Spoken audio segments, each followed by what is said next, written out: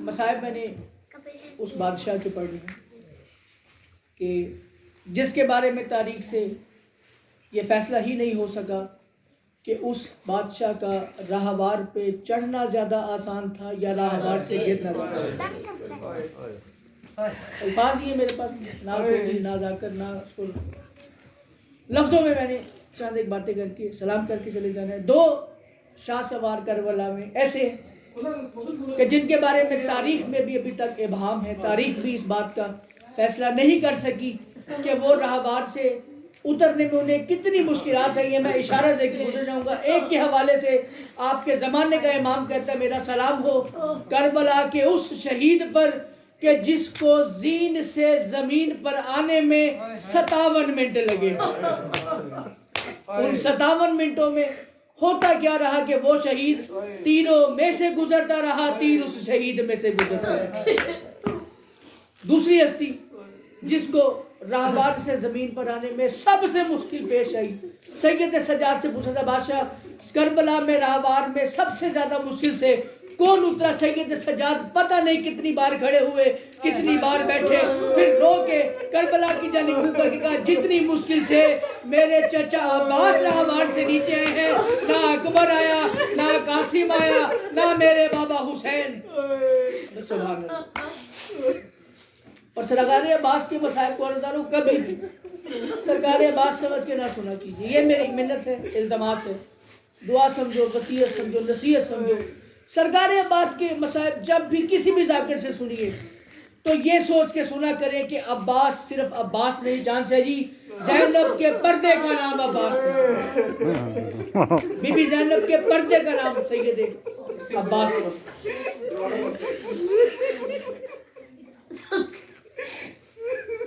زینب کے پردے کا نام عباس ہے. دلیل پوچھیں گے تو میں دلیل میں وہ واقعہ پیش کروں گا جو آپ نے ڈھیروں بار پڑھنے والوں سے سنا ہوا ہے کہ جب علی اکبر کے عالیہ نے کسی قسم کا اضطراب نہیں دکھایا, قاسم کے عالیہ مضطرب نہیں ہوئی, حسین جیسا بھائی کیا عالیہ مضطرب نہیں ہوئی. لیکن جب عباس جانے کے لیے ایک دفعہ اجازت لینے کے لیے آئے ہیں, عالیہ نے کیا کہ جو ماتم کرنا چاہ رہے نگاہ میری طرف کیجیے گا. عالیہ نے سر سے چادر اتاری, 120 خیموں میں سے پردہ داروں کو بلا کے عالیہ نے کہا ابھی تک جس زینب نے تمہاری چادروں کی ضمانت لی ہوئی تھی زینب وہ ضمانت واپس لیتی ہے. اب زینب کا علمدار جا رہا ہے, اب پردوں کی کوئی ذمہ داری نہیں. اس لیے جناب عباس کو عالیہ کا پردہ سمجھ کے ہمیشہ گریہ کیا کرے. اور جان سری ہمارے گھر میں آج ہماری پردہ داریں مائیں بہنیں بیٹیاں, ان کے سروں پہ جو چادر ہے نا وہ ہے ہی سیدہ کی لٹی ہوئی چادر کا صدقہ. اور عباس وہ ہے کہ جس کی حسرتوں میں سے ایک حسرت یہ بھی تھی کہ کسی طریقے سے میری سائی زینب کی چادر بچ جائے, میری آقا زادی کی چادر بچ جائے. مصائب سرکار عباس کون سے پڑھے جائیں, کون سے نہ پڑھے جائیں.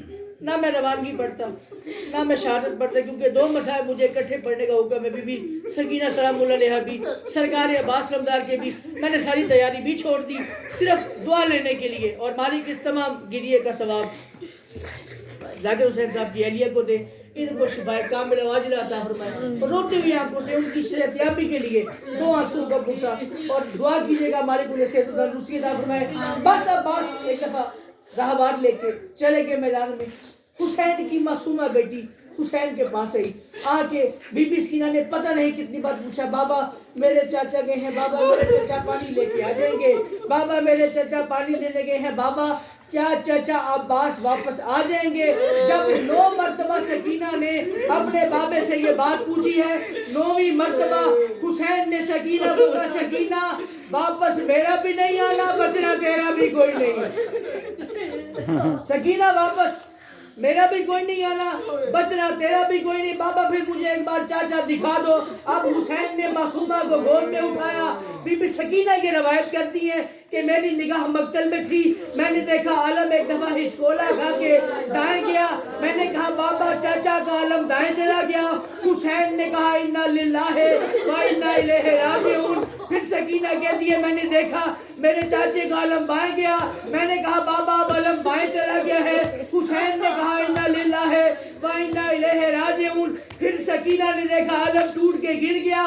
حسین نے سکینہ کو نیچے اتارا، کمر پہ ہاتھ رکھ کے کہا غازی اور میری کمر ٹوٹ گئی ہے، عباس میرا زور کمر ختم ہو گیا۔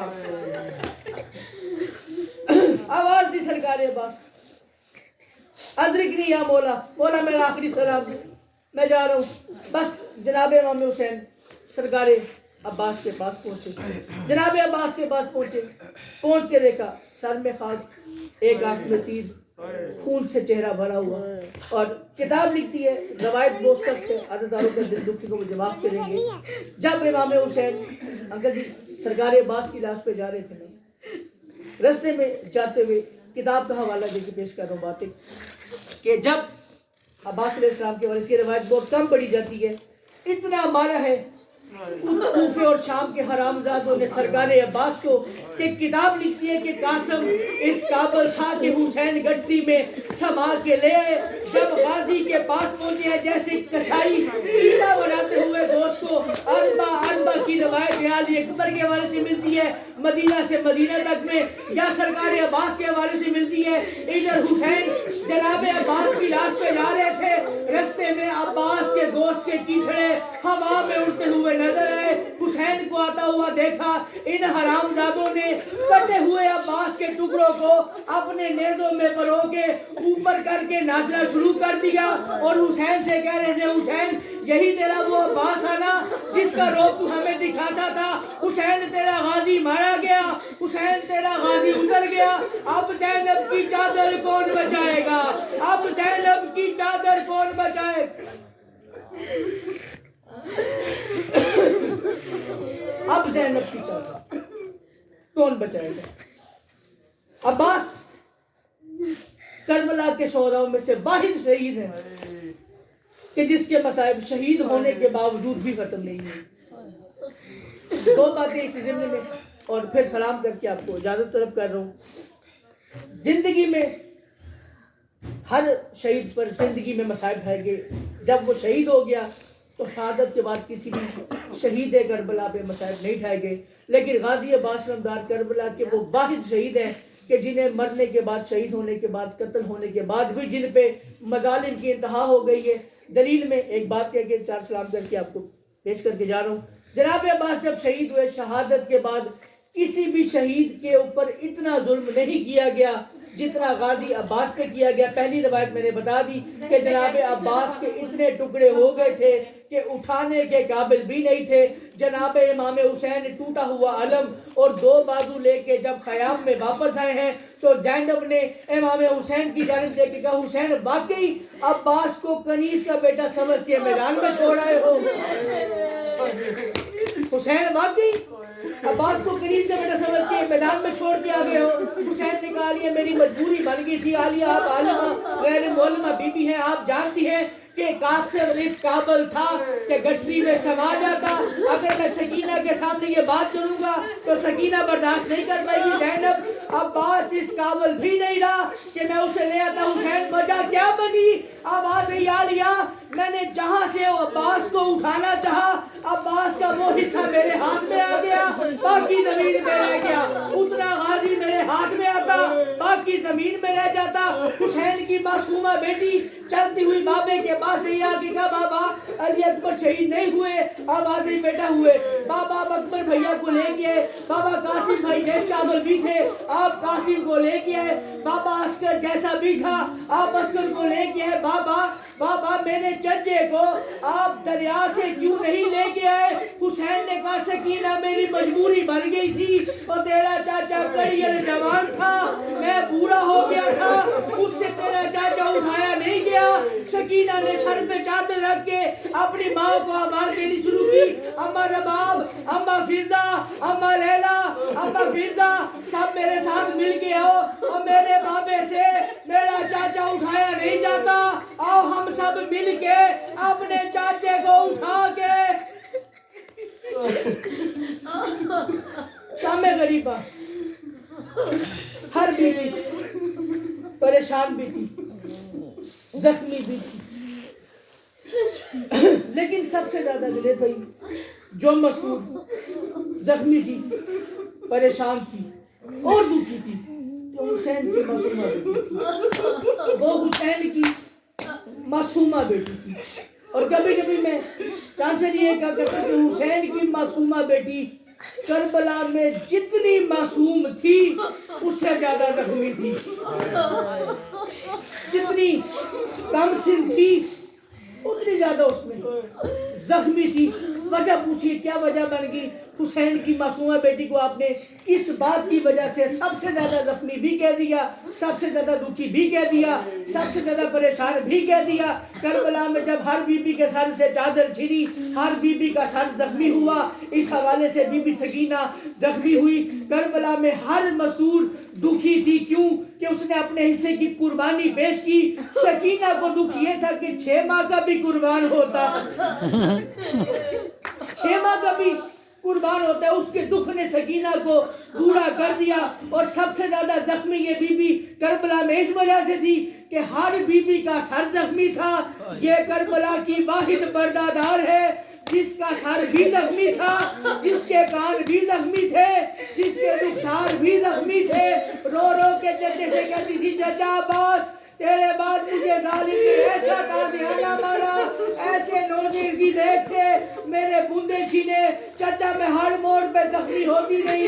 عباس میں نے گزارش کی ہے، کربلا کا واحد شہید ہے جو مرنے کے بعد بھی جس کے مصائب ختم نہیں ہوئے، بازار کوفہ میں یہ قافلہ داخل ہوا، ادھر سے کسی نے کھجوروں کی بارش کی، کسی نے روٹیوں کی بارش کی، کسی نے کپڑوں میں آگ لگا کے پھینکا۔ جب زینب عالیہ پہ ظلم ہو رہے تھے، راہوار کی گردن میں تمہارے علموں والے کا سر کانپ رہا تھا۔ ایک دفعہ سید سجاد فرماتے ہیں میں نے چچا عباس سے مخاطب ہو کے کہا چچا عباس کچھ کہہ رہے تھے، اب جب میں نے چچا عباس کے منہ کے پاس اپنے کان کیے، عباس کہہ رہے تھے بادشاہ اب زینب جیسی پردہ دار بہن کو 9 لاکھ تماشائی دیکھ رہے ہیں، اب تو تیرا دین بچ جائے گا، اب تو تیرا دین بچ جائے گا۔ بس بازار شام میں جب یہ قافلہ داخل ہوا، بازار شام وہ بازار ہے کہ جس میں حسین کی معصومہ بیٹی زندگی میں پہلی اور آخری بار سید سجاد کے پاس آئی، آ کے کہا سجاد میں تیری کربلا کی یتیم بہن ہوں، میں تیری کربلا سے جاگی ہوئی بہن ہوں۔ سجاد میرے دامن میں آگ لگی، میں نے کوئی سوال نہیں کیا۔ سجاد میرے گوشوارے چھینے گئے، میں نے کوئی سوال نہیں کیا۔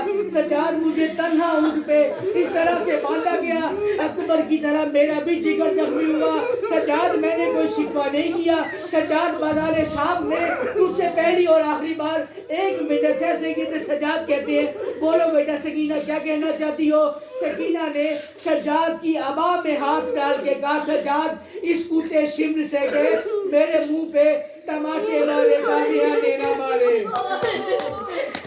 میرے منہ پہ تماچے مارے تازیانے نہ مارے۔ سید سجاد نے کہا سکینہ بیٹا کیا ہوا؟ آواز ہے سجاد پہلے یہ مجھے تماچے مارتا ہے، جب یہ تماچے مار کے تھک جاتا ہے پھر یہ تازیانے مارتا ہے، جب یہ تازیانے مار کے بھی تھک جاتا ہے ماتمی کا ہاتھ سینے پہ لازمی ہے، جب یہ تماچے مار کے بھی تھک جاتا ہے پھر یہ اپنا نجس ہاتھ میری زلفوں میں ڈالتا ہے، کہتا ہے بلا اپنے علموں والے عباس کو، بلا اپنے جلالیوں والے عباس کو۔ سجاد جب یہ چچا عباس کا نام لیتا ہے راہوار کی گردن میں میرے چچے کا سر کانپتا ہے، لب بڑبڑاتے ہیں، آواز آتی ہے بادشاہ اگر لڑنے کی اجازت دی ہوتی آج سکینہ کو تماچے نہ پڑتے، آج سکینہ کو تازیانے نہ پڑتے، آج سکینہ کو تماچے نہ پڑتے، آج تازیانے نہ پڑتے۔ آخری روایت اور سلام کر کے جا رہا ہوں، بس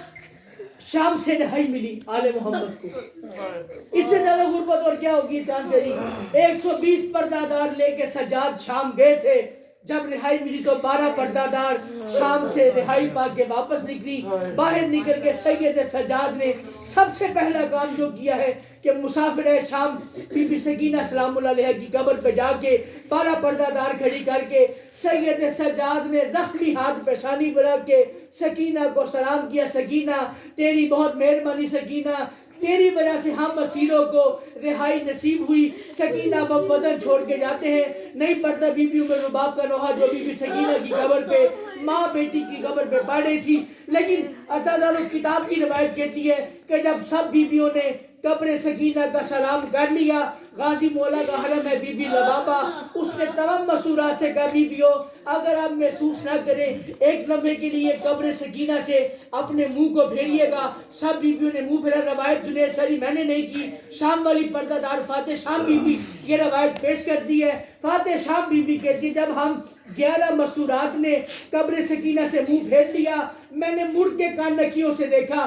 لبابہ نے کیا کیا ہے. آخری حصہ روایت کا اور سلام کر کے جا رہا ہوں. بی بی لبابہ نے اپنے برقعے کے نیچے سے کٹا ہوا غازی کا سر اٹھایا, اٹھا کے قبر سکینہ پہ رکھا, رکھ کے کہا بی بی نوکر معافی مانگنے آیا ہے, پانی لینے گیا تھا پانی لے کے نہیں آ سکا, قبر سکینہ میں زلزلہ آیا, آواز آئی چاچی اور میرے غازی کے سر کو اٹھا لے, اس سے میں بھی راضی میری دادی بھی راضی. لعنت اللہ علیکم.